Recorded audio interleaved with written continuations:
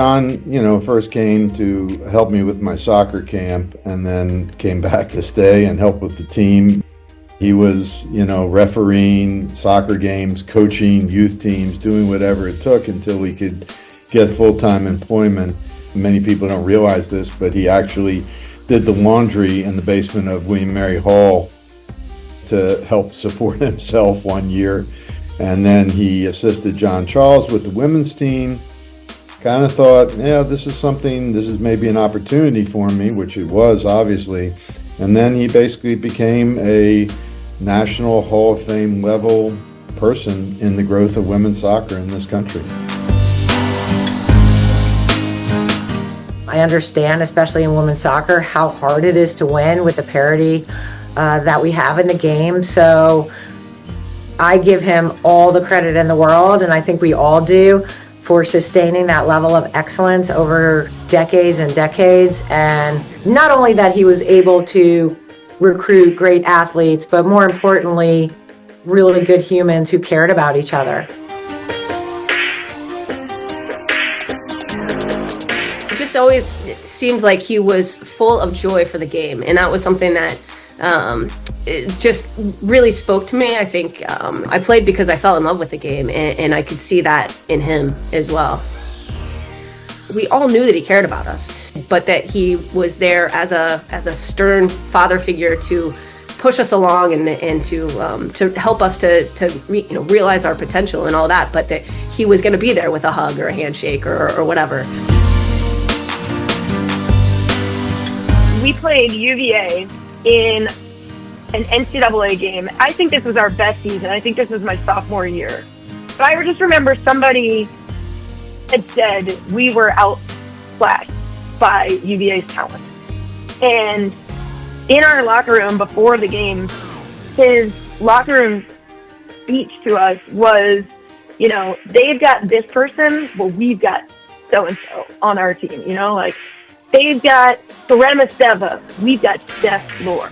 They've got Katie Tracy at center mid. We've got Ann Cook, and they've got Ann Shukley's up top. We've got Missy Wysinski. He went to, every single person on our team. We got Carrie Moore. We got Marge in the back, ready to take stuff. We got Kim Newell who can slide tackle and pop right up.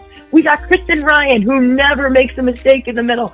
And I remember all of us looking around and being like, yeah, that is who we have. That we're every bit or better than this team, and there's no question. So we went out and beat them. But that was pretty awesome, and it felt like a moment. When I think back to JD as a leader, his ability to give that sense of belonging is something that stands out above all else. That feeling like you're a part of not only the William & Mary family, but a part of something way bigger than yourself. And that is such a powerful feeling, and one that's so challenging to give to others, that JD's so gifted in giving. Has given his life to the sport and to William & Mary, and every day he just brings the love of the game alive for all of us. A lot of times people will say, why do you guys love JD so much? Why does everybody, when there's a celebration, everybody comes back en masse? And why is that?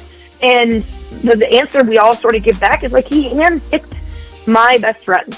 Somehow that guy knew who I wanted to be best friends with and who I would play really well with. And we all chose here for a very specific reason. And we all stayed together, and we're all still close. And JD had a lot to do with that. He was the common thread for finding the people that could mesh together and hold us together. JD is family. He gave me family. He was a part of my family, both while I was at William & Mary and ever since. But the first thing I think about when I think of JD is just family.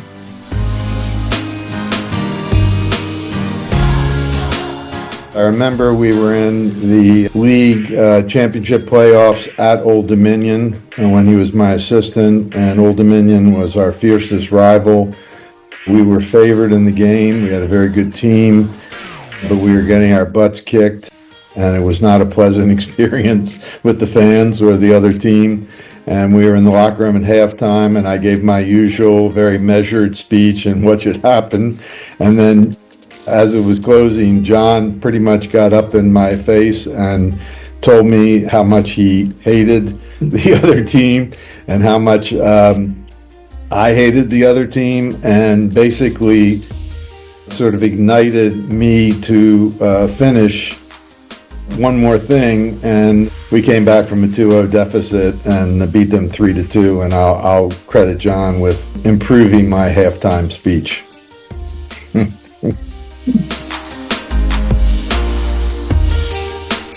JD, thank you for everything. Thank you for believing in me for all of these years. Thank you for all of your advice, your firm hand, your big hugs, your big smiles, your sarcasm, and for creating an environment where we could all flourish. Want to congratulate you wholeheartedly on your induction into the William & Mary Hall of Fame. There's nobody more deserving. All right, JD, big dog, as I love to call you. I am so happy for you. I wish you all the biggest congratulations. I love you so much. So proud of you. You've earned this. You are the very best. We love you so much. Welcome to the William & Mary Athletic Hall of Fame. Ladies and gentlemen, please welcome William & Mary's newest addition to the Athletics Hall of Fame, John Daly.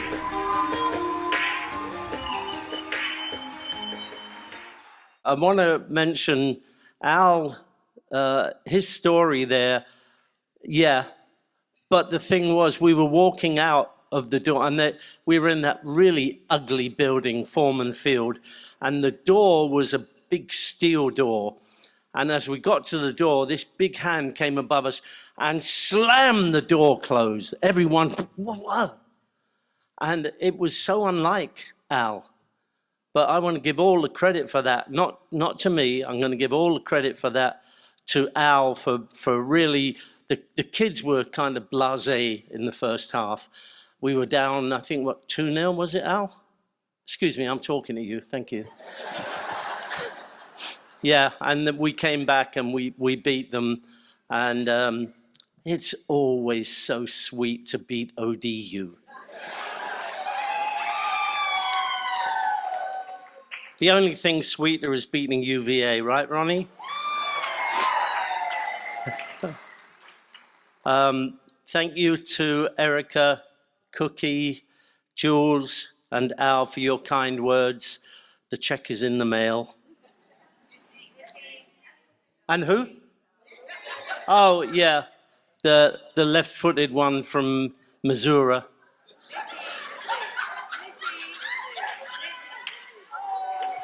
Who? Missy? Oh, yeah, forget it. She knows I love her to bits. I want to congratulate Jimmy and Cliff. What a great honor it is for them to be inducted with me.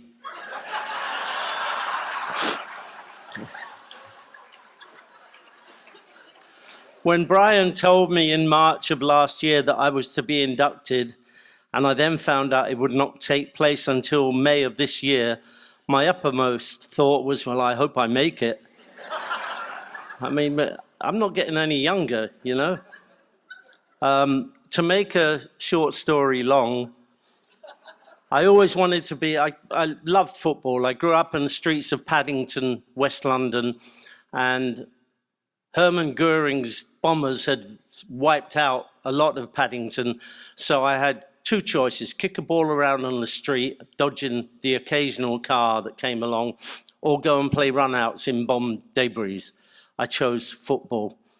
I always wanted to be a footballer. Sorry, not a football player, a footballer.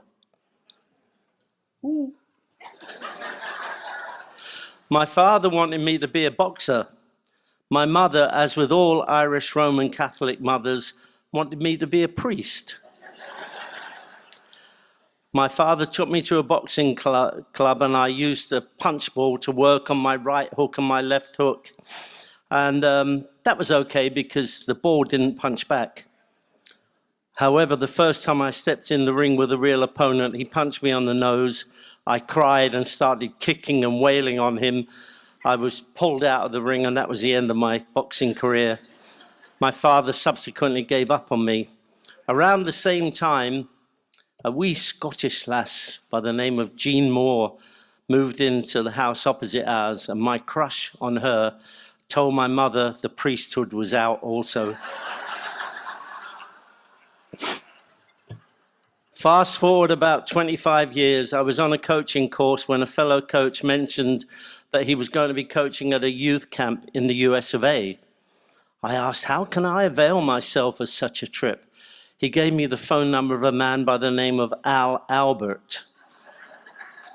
Al was one of the top coaches in the country. Just ask him.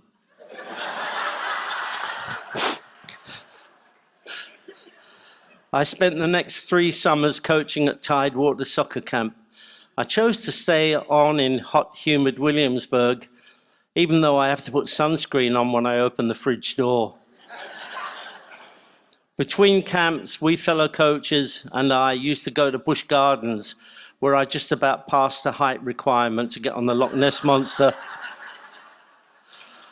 We also held the record for getting kicked out of Chownings the most times for singing bawdy songs. We had a plethora of wonderful songs. Would you like to hear a few? Oh, okay.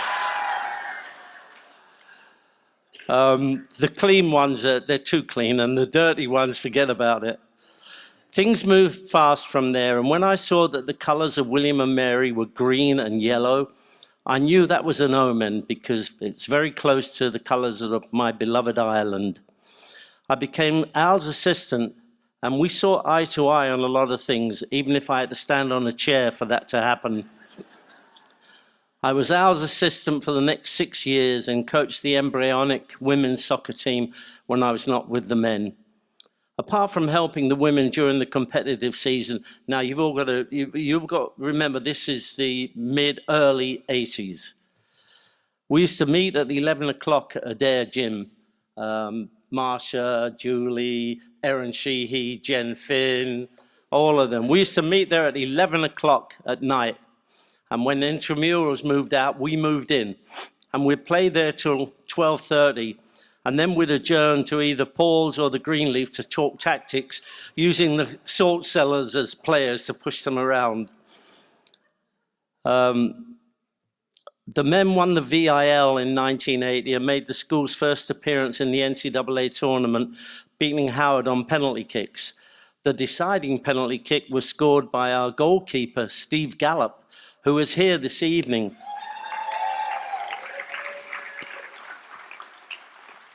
Along with teammates Mark Gardner and Robbie Olsen. Don't worry, Steve, I don't think Trump is going to have his way and make Canada the 51st state. Another assistant with that team was Andy Jennings, who's here also. Would you please, you four, would you stand just so that people can know who you are? Steve, Mark, Andy, Robbie.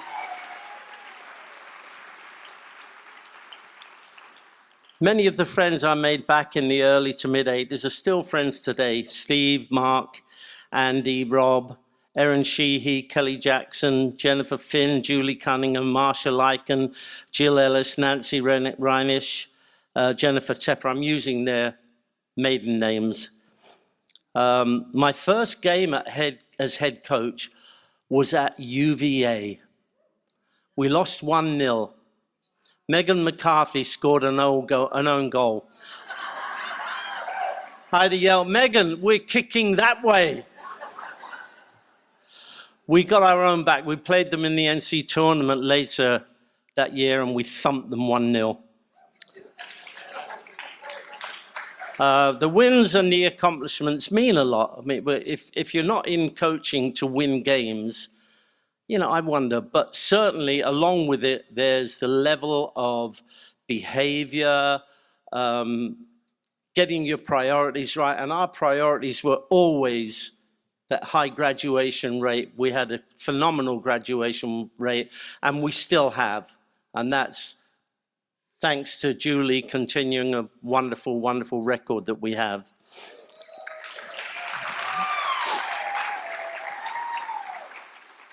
To have daughters of former players come and play here That's so gratifying. Gillian O'Toole, who can't be here tonight, Kaylee Shackford, Zoe Doughty, and manager Lily Myhop. I mean, just seeing those come here and play, it's awesome. After the graduation of Cunningham, Ellis, and McCarthy, 3 All-Americans all on the same team, many wondered, myself included, how we would manage.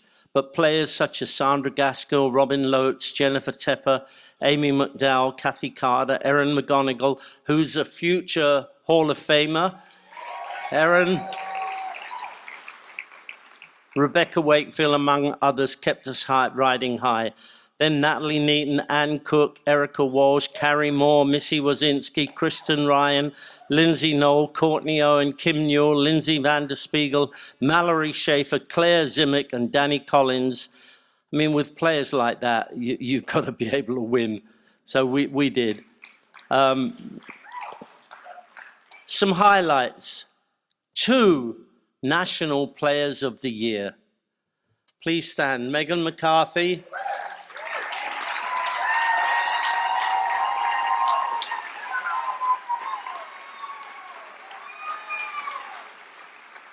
And Natalie Neaton, both of them wonderful players. So 1983, I've mentioned the men. 83, they made the NCAA tournament for the 2nd time. We won, the women won the ECAC championships. 84 was our first NCAA appearance. 87 was the WAGS championship when we beat UNC. Yeah! Where are we? Oh yeah, and then from 96 to 01, 6 straight CAA championships. How about that? And many of the nucleus of that team are here, so well done, y'all. 2007, we defeated #1 UNC with a goal from Hall of Famer Claire Zimmer. Claire, please stand.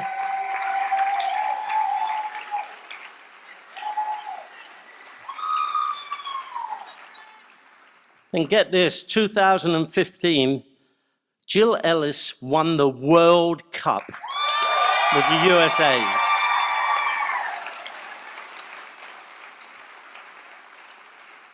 And that same year, Erica Walsh and Ann Cook won the national championship with Penn State.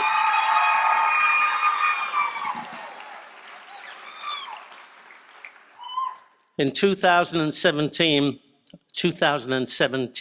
I'll just adjust my teeth, hang on a second.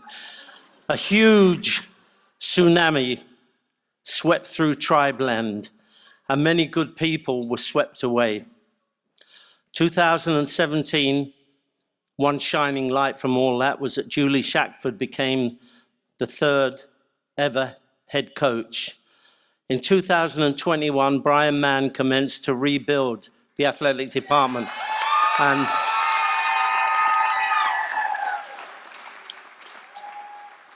And I want to echo what everyone thinks and says about Brian. What a great leader.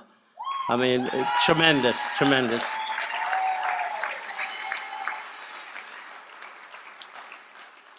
So finally, I just want to thank some people. The one and only wonderful Millie West.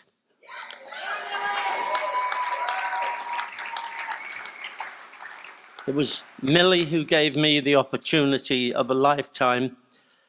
I'm getting a little choked up, please forgive me. Second person I want to thank is my honorary big brother, Albert.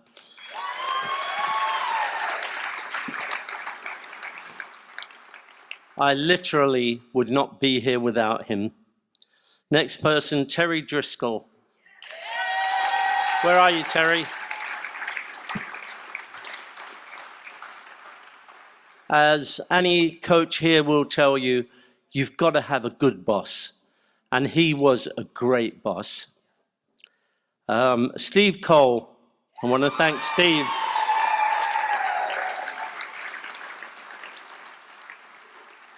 Barbara Blosser. Barbara, are you still here? Deirdre Connolly. You know, I would tell my players frequently, hey, go and talk to Deirdre. She's got all the answers. I went to her and I'd tell them, I went there many times to ask her for guidance, and she would tell me, no, it's not an issue, it's a challenge. And there's just one wonderful, wonderful person. Peel Hawthorne.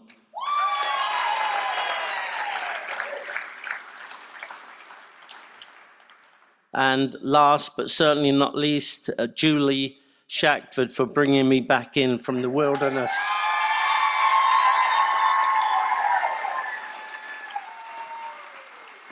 So basically, that's kind of all I've got to say, from being a little fella kicking the ball around in the streets of Paddington to coming out and working with Al Albert, to becoming the women's assistant coach, then the head coach, and meeting some of the most amazing women in my life. I love you all too. Thank you very much.